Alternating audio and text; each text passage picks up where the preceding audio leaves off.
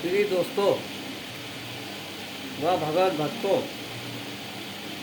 आज आपको गूढ़ रहस्य की बात और शिव जी के भस्म की बात, मुर्दा क्यों अकड़ता है, मुर्दे के ऊपर क्या क्या बेचते हुए डालते हुए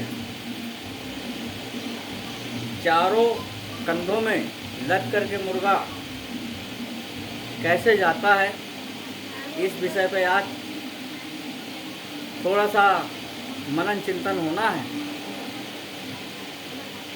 इंसान की ज़िंदगी में मृत्यु एक सत्य है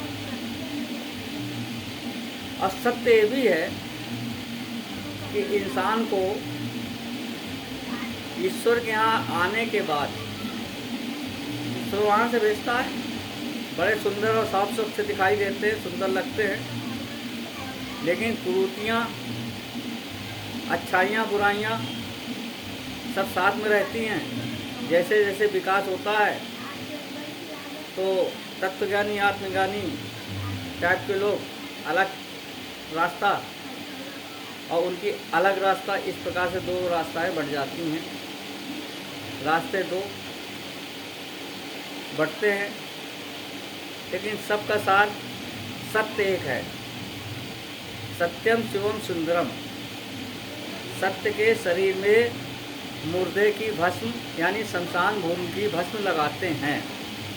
अब मुर्दे के साथ में जो क्रियाएं करते हैं, उस बात से आज समाज में दर्शाने के लिए, समाज को बताने के लिए ये सारी प्रक्रियाएं आज भी प्रचलित हैं।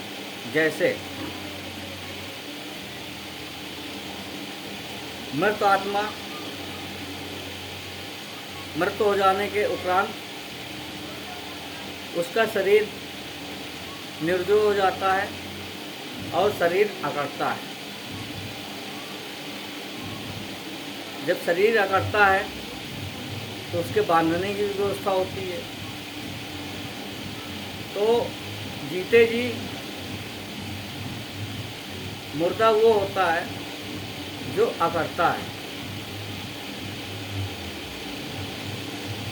और महान वो होता है जो हमेशा नम्र होता है। मुर्दे की पहचान अकड़ने से होती है, महानता की पहचान नम्रता से होती है। जब मुर्दे को बांध करके ले जाते हैं, क्योंकि वो अकड़े नहीं, उसके साथ में बतासा, लाई, मखाने, पैसे आज लुटाते हुए जाते हैं और राम राम सत्य करके बोलते जाते हैं। सत्य में हो जाते, सत्य ही शिव है, शिव ही सुंदर है। सत्य का स्वरूप त्रिकालदर्शी है।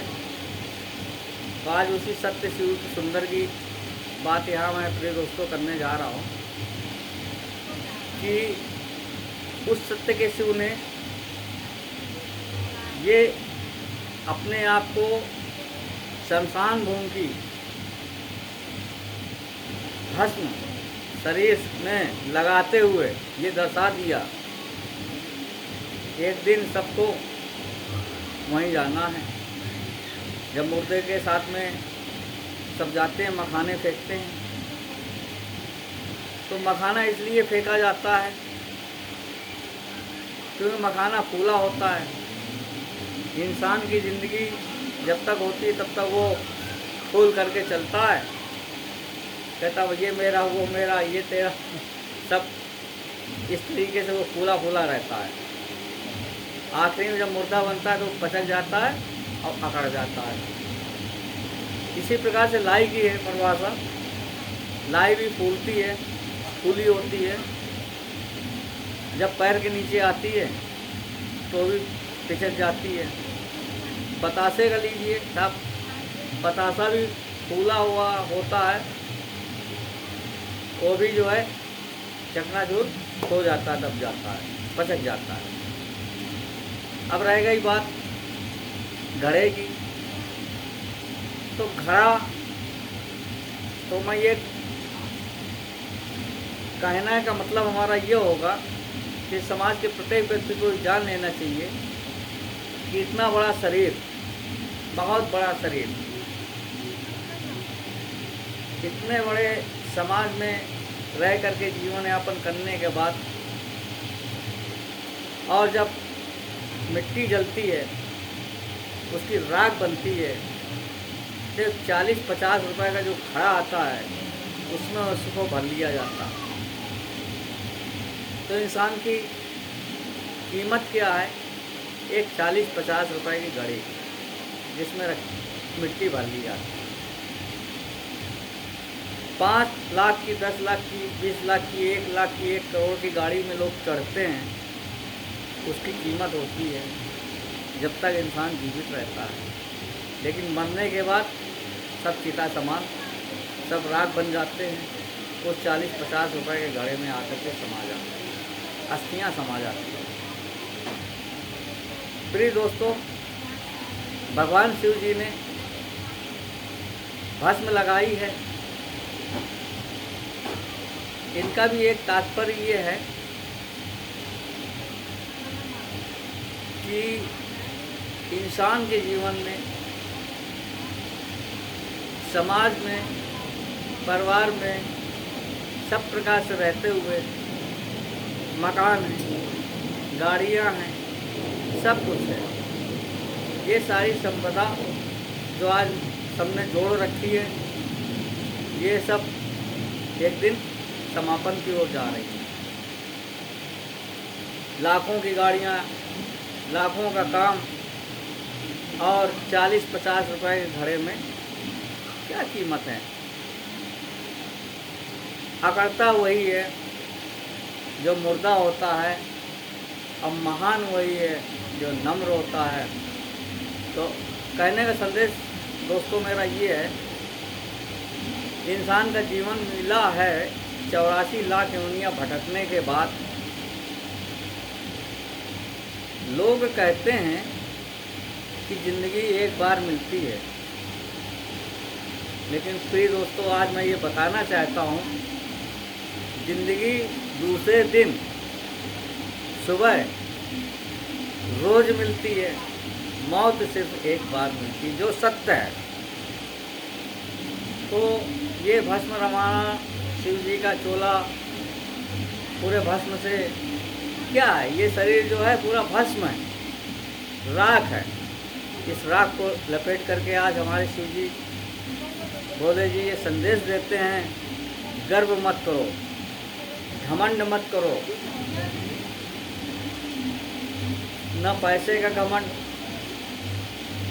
न साम्राज्य का घमंड, न ऐशो आराम का घमंड।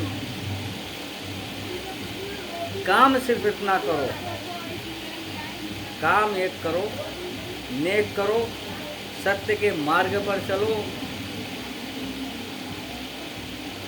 असत्य के मार्ग में किसी प्रकार से यदि कोई चल करके या चला जा रहा है तो उसको एक बार प्रेरणा ये दे दो, इधर की रास्ता भाई, इधर स्वर्ग की है, इधर तो हम जा रहे हैं नरक की ओर।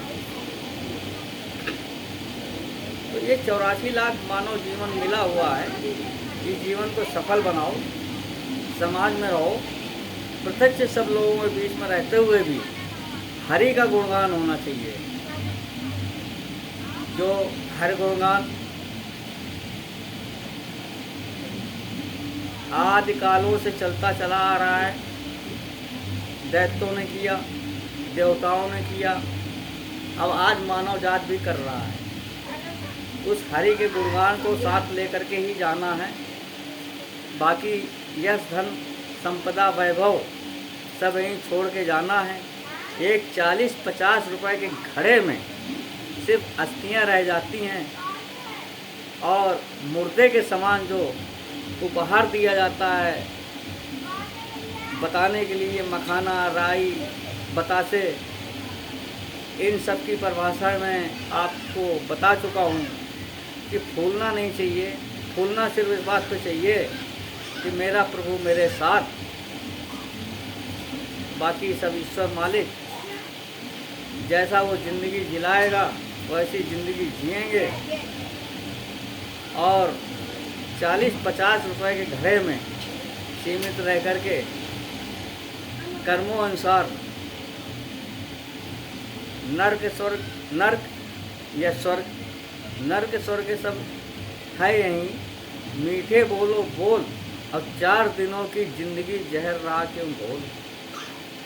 तो प्रिय दोस्तों, आज मेरी कहानी का, आज मेरे इस संदर्भ का, आज इस मेरे वीडियो का मकसद सिर्फ ये है, सत्य ही एक है, और सत्यम शिवम सुंदर, सत्य ही शिव है, शिव ही सुंदर है, और सुंदर ही शिव है। तो प्रिय दोस्तों, मैं आप सब लोगों को गुजारिश करूँगा कि व्यर्थ का घमंड नहीं होना चाहिए। कुटिया है वो हमारी है, महल है वो हमारा है, हमें महल का घमंड नहीं। हम महल को भी कुटिया मानते हैं और कुटिया को भी महल मान करके ही चलना चाहिए इंसान को, क्योंकि आगे कहानी और बढ़ जाएगी, इसलिए आगे की बात आगे करेंगे। तब तक के लिए प्रिय दोस्तों मुझे इजाज़त दीजिए। जय हिंद, जय भारत, जय श्री राम, सत्यम शिवम सुंदरम, जय श्री हरि।